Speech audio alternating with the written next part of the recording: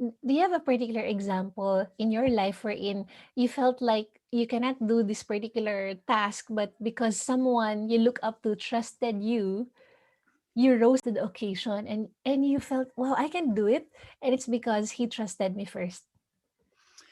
Yes, I had one with my father when I was 6 years old. He wrote about it in the Seven Habits of Highly Effective People book you mentioned. He called it Green and Clean. And it was all about when I was just a young boy, he taught me to take care of our lawn, the yard. And, this is before they had automatic sprinklers. And so he taught me how to take care of the yard, the lawn, and to make sure the lawn was green and clean. Mm-hmm. And so it was a 2-week process because I was a 6-year-old boy. And some people would say he's too young to learn how to do this, but my father believed in me. He had confidence in me. He trusted me as a 6-year-old boy. And you know what? It took me a little bit of time, but then I responded to the trust he gave. And as a young boy, I rose to the occasion. I became responsible and took care of our yard, and it was green and it was clean because my father taught me and he trained me. And most importantly, he believed in me. He had confidence in me. He trusted me, and I did not want to let him down. So that's as a 6-year-old. Yes. Another was when I was put in the CEO position to run the Covey Leadership Center, and I was relatively younger, but the board of directors had great trust and confidence in me. Maybe they had more confidence in me than I had in myself, but they expressed it to me that you can do this. You've done great work with clients. You built a great team. You build great culture. You build a great client services group that has become world class. And they helped me see that I had it in me. And that's really what great leadership is about. My father used to say, leadership is communicating people's worth and potential so clearly that they come to see it in themselves. And Wow. because the board that was led, it included my father, it included Old Peterson, the vice chairman of the board, and the entire board of directors extended such trust to me, had such confidence in me.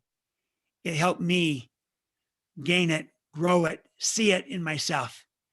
And I got it in other situations. I bet most of our viewers could probably point to someone in their life at some point who believed in them, maybe more than they believed in themselves at the time, who had confidence in them, who took a chance on them, who extended trust to them. Maybe it's a coach. Maybe it's someone in their faith. Maybe it's someone in their company, in their organization, a leader. Maybe it's a friend. Maybe it's a colleague, but someone who believed in you, had confidence in you, extended trust to you. And my guess is just like it did for me, it inspired me. It brought out the best in me. I rose to the occasion. I didn't want to, I wanted to prove the trust justified. Yes. And I saw in myself my best self.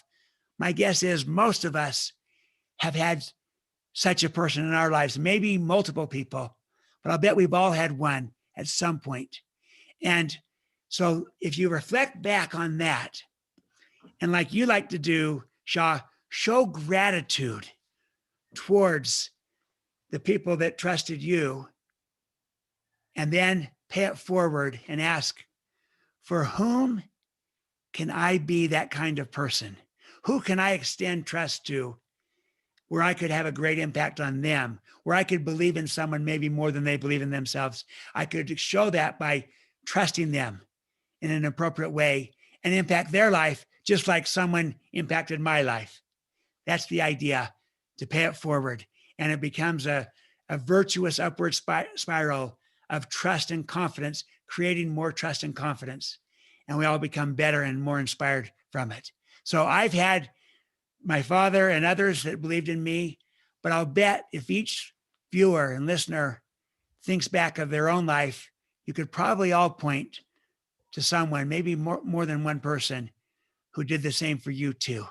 And I say, be grateful for that and pay it forward. For whom could you become that kind of person?